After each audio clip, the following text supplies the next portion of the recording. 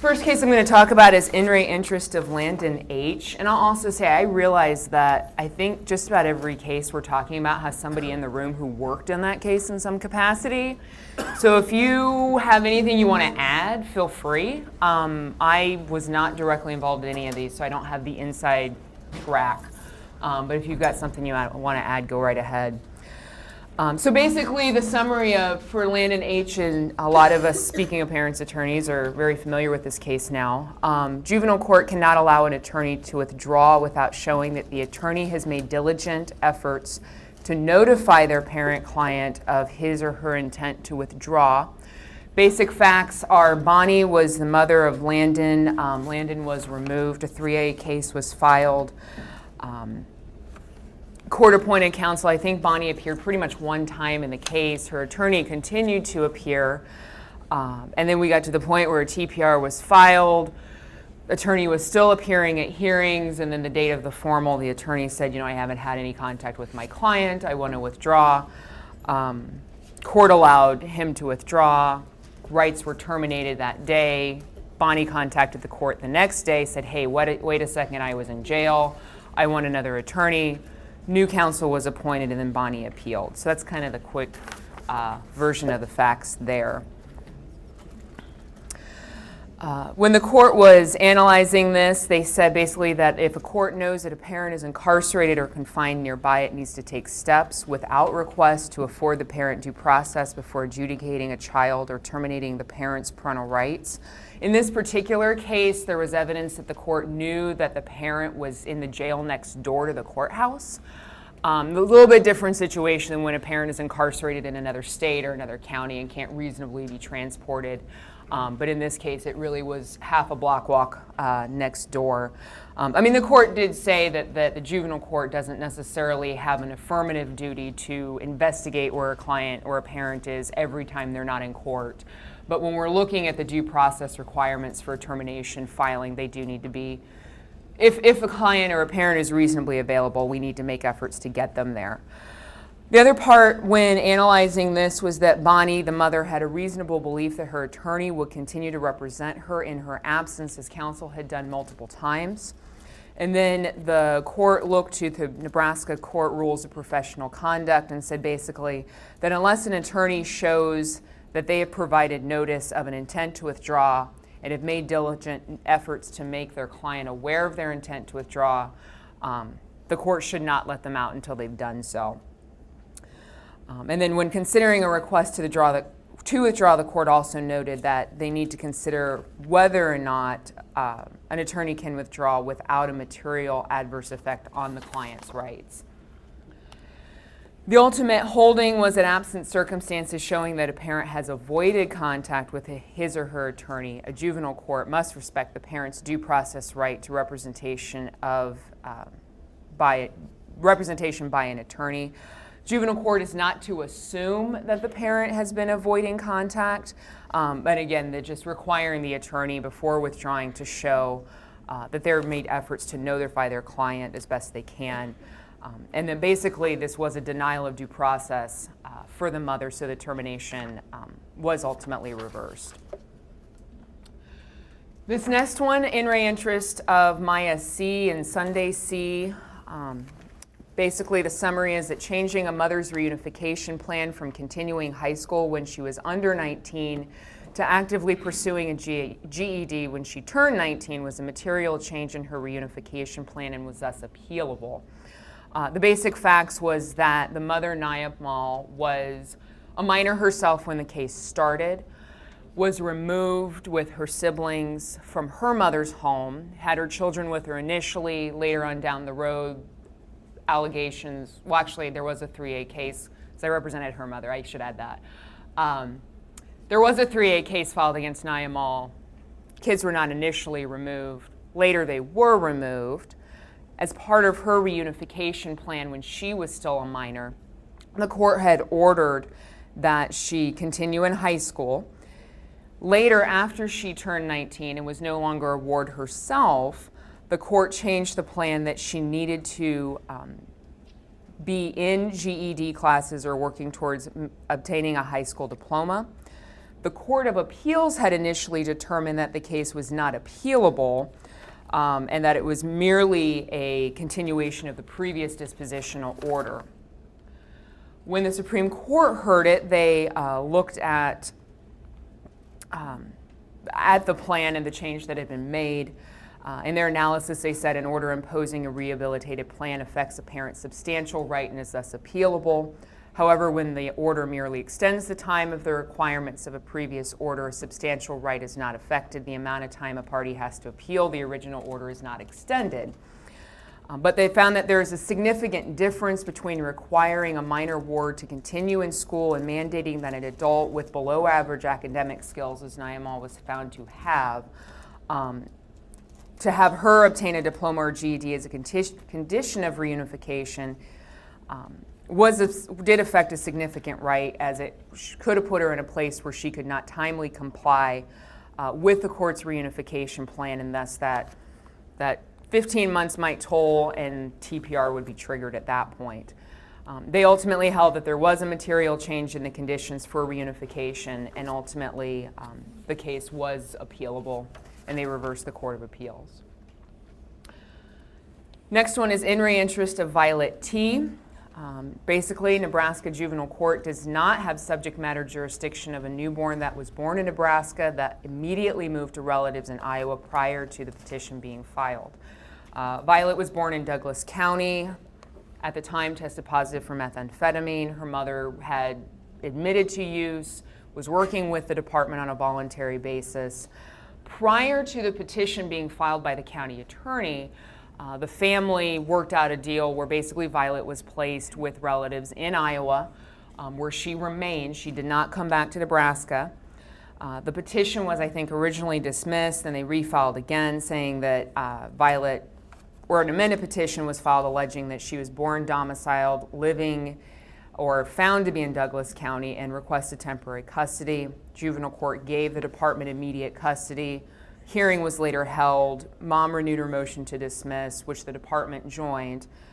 The juvenile court found that Violet was born in Douglas County but moved to Iowa prior to the filing of the petition, and the juvenile court dismissed the petition for lack of subject matter jurisdiction. When looking at this, the court said that the juvenile court does have the authority to regulate the custody of infants, and this comes from the power of the state as parents patri to every child born within its borders to determine its status. The custody that will best meet its needs and wants and residence within the state suffices, even though the domicile might be in another jurisdiction. But as I kind of mentioned, in this particular case, while Violet was born here, she was not in Nebraska at the time the petition was filed. Thus, the court reasoned that the parents' patri power of the state of Nebraska did not provide a basis for jurisdiction. They ultimately held, like I said, no subject matter jurisdiction and affirmed their dismissal. In the analysis, I thought it was also important to note that they determined that the court also could not get jurisdiction under the Uniform Child Custody and Jurisdiction Enforcement Act, as Nebraska was not going to be considered her home state under that act. Next is in re petition of Anonymous 5. This one deals with some of the new abortion statutes and the judicial bypass for that. Basically, the summary: a state ward minor was not sufficiently mature enough to have an abortion because she showed neither that she understood the consequences of having an abortion, nor that she had sufficient experience and judgment. The statutory language of 71-6903 permitting a court to allow an abortion by a minor if there's evidence of abuse or neglect by a parent does not apply when the minor no longer has legal ties to the parent who caused the abuse or neglect, and then issues of whether the foster parent can consent or whether a ward can get an abortion without the department's consent are irrelevant under that statute. Essentially, the petitioner was a 3A ward. She was 16. She and her siblings had been removed after her father was found to have physically abused her. The allegations against her mother were drug use. Both parents ended up relinquishing. So at the time that she filed this, there were no parents. I mean, from a legal perspective, her parents did not have parental rights. She was solely in the department's custody. She sought this petition basically saying, I just can't be the mother I want to be. I can't support this child. I want to have an abortion.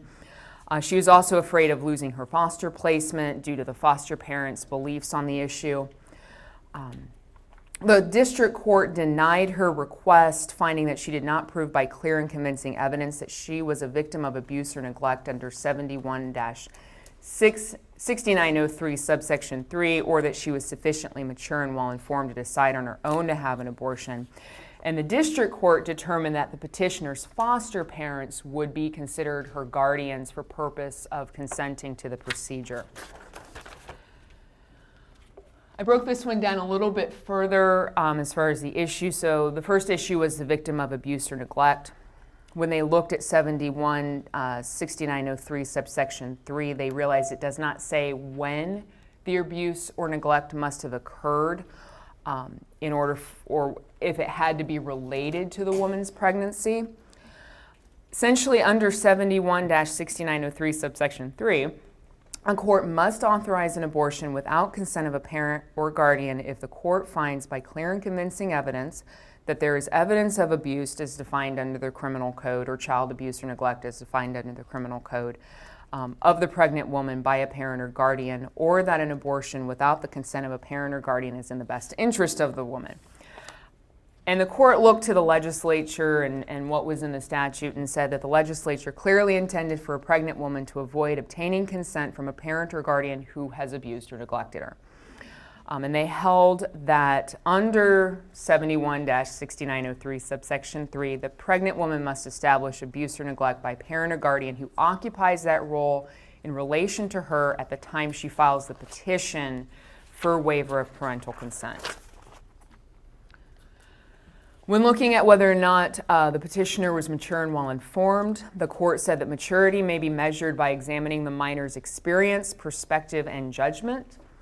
And then they broke this down further, gave some examples of each. For experience, they said that can be assessed by examining the minor's prior work experience in living away from home and handling of personal finances.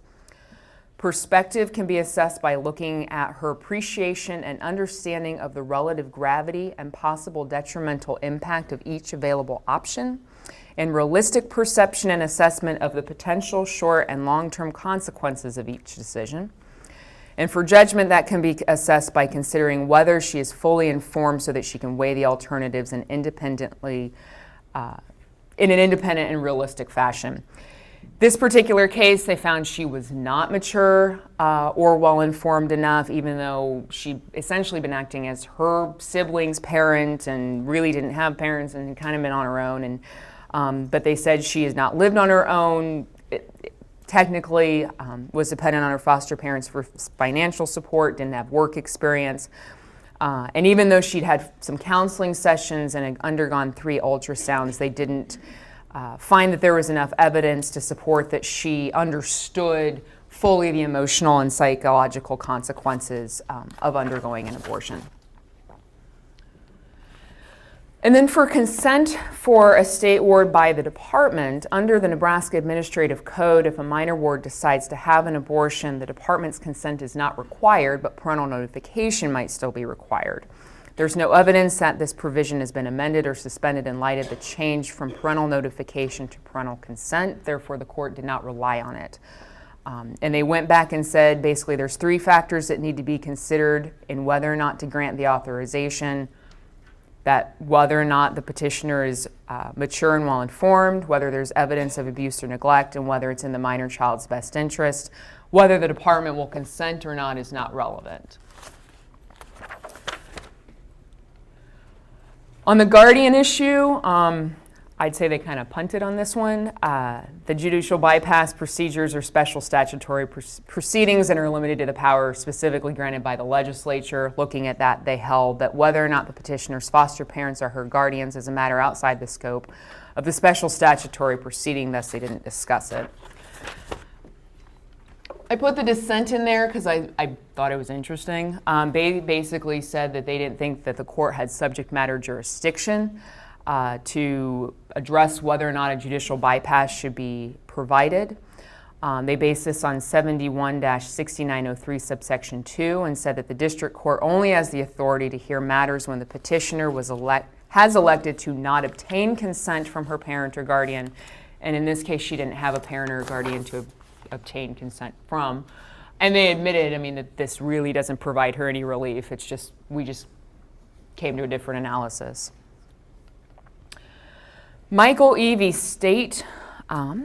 This one is in a juvenile proceeding alleging abuse or neglect or dependency. Due process requires the state to provide notice and an opportunity to be heard to the child's known, financially supportive, adjudicated, or biological father pursuant to a prior dispositional, I may have had a typo there, prior to the disposition pursuant to 43-263 and 43-265 that discuss summons.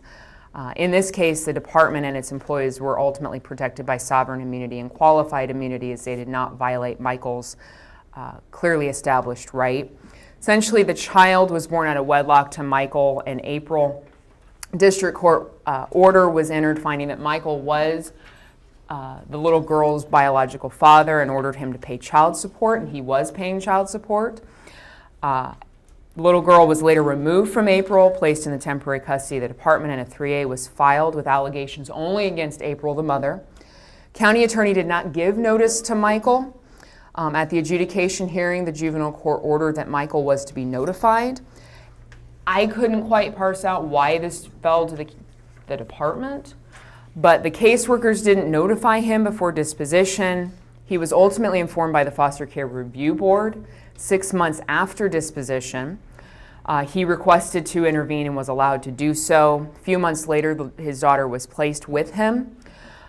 He then later filed a 1983 civil rights claim against the department and said that its employees had violated his constitutional rights to family integrity, substantive due process, and equal protection by not giving him notice. The district court also found that 43-263 and 43-265 were unconstitutional on their face and as applied to Michael, but concluded that sovereign immunity barred him from being able to go any further with that. With the notice component, basically they said there's a concern that if a biological or adjudicated father doesn't have an opportunity to be heard, the juvenile court may lack necessary information that they need to make a determination about what's in the child's best interest. This lack of information also creates a substantial risk that the state might erroneously deprive an unmarried father of a protected liberty interest in the relationship with his child. The burden on the state compared to this is significantly low. And essentially then the court looked to the U.S. Supreme Court, finding that when an unmarried father shows a full commitment to parenthood, his interests and personal contact with the child acquires substantial protection under the Due Process Clause. So essentially he should have been notified. They held an abuse, neglect, or dependency juvenile proceedings due process requires the state to notify and provide an opportunity to be heard to a biological or adjudicated father who is providing substantial and regular support for his child. This doesn't mean that the father will automatically be given custody, which is something Michael was arguing was he should have just been given custody. And they said that 43, 263, and 265 are facially constitutional, but if the state knows of an unmarried bio father's whereabouts, they need to go find him. If not, there's only so much you can do, but efforts need to be made. And then this was about his 1983 claim. That's in there. I'm getting low on time, so I'll skip over that to the next case. In re interest of Joseph S. This one deals with voluntary cases and use of that evidence at termination trials. The Court of Appeals initially said that evidence stemming from a voluntary agreement between the parent and the department cannot be used against the parent in support of a termination. The Nebraska Supreme Court later reversed that and found that evidence of a voluntary case is relevant to a termination proceeding and should be considered by the trial court when there's no evidence of coercion as part of the voluntary case. Essentially, their mom had her children removed by the department, worked a voluntary case, turned into a court case, kids were returned, that case closed, situation started over, we had another voluntary case, then a court case, and then ultimately a termination was filed. And the juvenile court found that the The case did not come within the meaning of 43-292 sub 2, and that termination was not in the children's best interest, so rights were not terminated. Court of Appeals looked at this and said that the mother was not afforded due process in her voluntary case. There was no evidence that she was advised that she had the right to consult an attorney, wasn't told that she was able to ask for her children to be returned before 180 days, if she did that, that could trigger a 3A filing. She didn't have any sort of hearing to refute or address the allegations. They held at the Court of Appeals level that she was denied due process and affirmed the ruling that the TPR should be dismissed. The Supreme Court, on the other hand, looked to various other circuits and focused on whether or not there was coercion. They determined that the use of coercive tactics could trigger a due process requirement. Some of the examples they went to for that were in the Third Circuit. There was a case where a father was given an ultimatum, either you leave the house or we're going to remove your kids. Under the Sixth Circuit, the parents agreed to a voluntary removal after the caseworker threatened that they could go to jail if they withdrew from the voluntary case. But they looked at those and said there's no coercion in this case. Nothing like that was ever brought up. They did agree that with the Seventh Circuit that acknowledged that there was a coercive nature to any threat of a formal removal proceeding, but they found that it was insufficient to invalidate the parents' consent to their children being placed in foster care, working a voluntary case, as the situation is similar to a plaintiff threatening to induce trial to induce a settlement. So the Supreme Court held that the voluntary case information is relevant in a TPR and should be considered, as there is no lack of due process when there's no coercion. In re interest of Kesha G, since the advisement of rights in an adjudication did not include termination of parental rights as a potential consequence, 43-292 sub 6, which is the part that says that reasonable efforts have failed to correct the issues adjudicated. Since the parent was not advised that TPR was a possibility, that ground cannot be used to terminate parental rights. And then further, that the evidence presented at trial did not support the remaining grounds, as there was no showing that the father's drug use made him unfit. That kind of summarizes the facts. He wasn't given full advisement of rights, and then he had some drug issues that were alleged in the case. Court looked to 43-279.01 that talks about what rights need to be given. It says that it does need to include that there is a possibility of having your rights terminated. And the court reasoned that if that right and that warning is not given, that possible disposition is not given, it makes the adjudication faulty, and essentially there's no adjudication. You have to have an adjudication before you can terminate under subsection 6. As far as his drug use, they said the state did not show that there was enough of a nexus between the conduct of the father using drugs and harm to the child. In this particular case, pretty much all of Dad's drug use occurred prior to the child's birth. And then he did have a pending drug charge, but it was still pending at the time. He'd not been convicted, had not entered a plea or anything. So the juvenile court or the Court of Appeals said that that wasn't enough to show that there was a harm to the child by his drug use. So they reversed the termination, finding that the deficiency in the adjudication meant that they couldn't terminate under subsection 6, and there wasn't enough evidence of risk of harm. In re interest of Sarah H., this is kind of an ongoing case in Lancaster County. Or no, not this one, I'm sorry. So in this one, a person who held himself out to be the child's biological father for 15 years and had the child placed with him as a potential long-term placement has a sufficient interest for intervention. Filing a petition to intervene after adjudication was not untimely, and placement with the child with the mother's former husband who treated the child as their own for 15 years was not improper. Basically, these two people got together, Brian and Alicia. They ended up getting married in June 1995. Sarah was born in July 95. Brian was listed on the birth certificate. Years later, through their divorce proceedings, mom said, "You're not the father." They ended up doing genetic testing. Turns out he wasn't. But he continued to hold himself out like he was the father. I have 1 minute left, so I'll try to make this fast. Basically, they said that there was never a final order in the district court saying he was not the father. And further, he had held himself out to be the father, was standing in that father role for Sarah. And even when there was some question about his biological paternity, he continued to be in that role. And so that the court placing Sarah with him and allowing him to intervene was just fine. As far as placement, they found that the statute that talked about not having child-specific placements really didn't talk about this sort of issue. And because he was in that parental role, it essentially fit within that purview. In re interest of Montana S.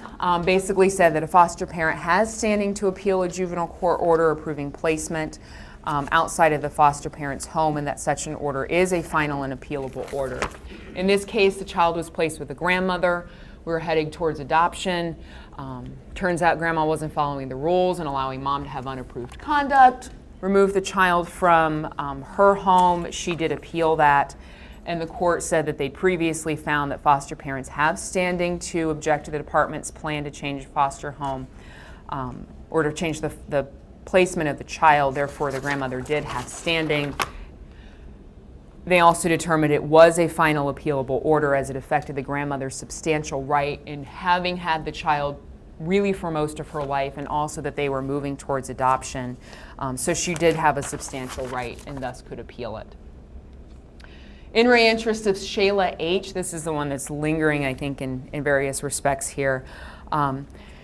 Basically, the juvenile court found that ICWA applies and that active efforts requirement should be applied throughout a proceeding when the department is the legal custodian, even if the kids are not removed. In this case, they had been removed and then placed back. At disposition, the court used the reasonable efforts standard when they should have, the appellate court said, use the active efforts standard, basically because there's still that possibility of removal. There's still a possibility of termination. If we got to termination, we'd been using reasonable efforts the whole time. We should have been using active efforts, and we'd kind of be in trouble. So there was still that threat of the breakup of a Native American family. Court also reaffirmed that a court-ordered rehabilitative plan must be reasonably related to the reasons for the adjudication.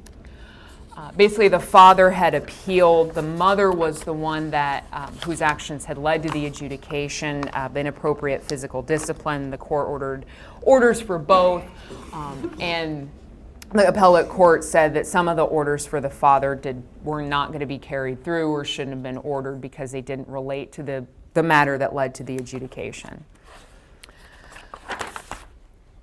So that's my slides, but then there are two more. They are in your packet. Real quick, in re interest of Marcella G. is essentially the case that said with probation taking everything over under LB 561, when a child is going to the YRTC, whether or not they should be placed on intensive supervised probation. As part of that, you look to the time when they were placed on OJS, not the date that we're sending them to the YRTC. Then also in re interest of Samantha C. This one looked at the juvenile code regarding truancies and then also the compulsory education laws. Under 79-203 subsection 3, a school is permitted to report attendance to the county attorney when the child is absent for more than 20 days per year, and any one of those is unexcused. In that case, they found the state met its burden. Then they also distinguished between the juvenile code and the compulsory education laws, and said that the remedial measures outlined in the compulsory education laws as far as school meetings, meeting with the parents, having a psychologist brought in to look at why is this child not getting to school, that's not necessarily a defense to a truancy petition.